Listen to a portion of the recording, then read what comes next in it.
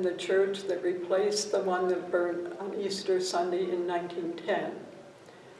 This church that I worshiped in was built in 1911, and it stood where the northern lanes of Route 271 bridge is on Route 82. It was a two-story building with a balcony. It did not have indoor plumbing. They had a little outhouse in the back and no running water at the time. Eventually, the women earned enough money to put a deep well pump in, and they had water in the kitchen.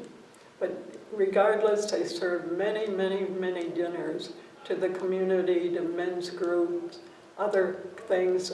When Althea and I were kids, we used to go down the old basement stairs to the sandbox because we were like 2 and 3 years old, and the sandbox was on legs, and you had little chairs that you sat around it and you played.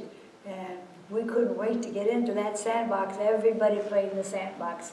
And they had an old coal furnace with drapes that you had to pull around to make a classroom, and everything. When I was a teenager, the age group met around the coal furnace. That was our meeting room for Sunday school classes. And today we call it the lower level. Back then it was a basement. And all of the classes met there, and as she said, the only dividing walls were drapes on wires that they would pull around. So the noise level was probably pretty great. But we worshiped there until Macedonia started growing by leaps and bounds in the 50s. And the population just exploded. And the church had no room to expand. Parking was treacherous because it was on both sides of Route 82 at the time, on the berms. And they felt it was time to move on and go to a bigger building because some of the classes were even meeting in the town hall at the time.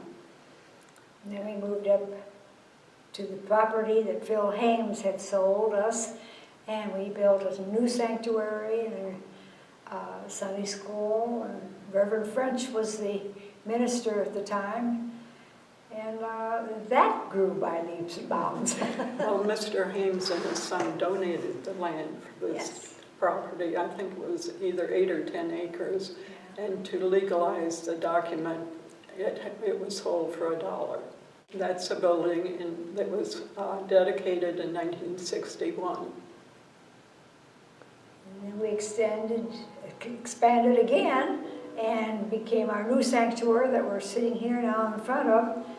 And that's getting pretty full too. It's just something that's been very good for the community, and people are coming from everywhere to come to it.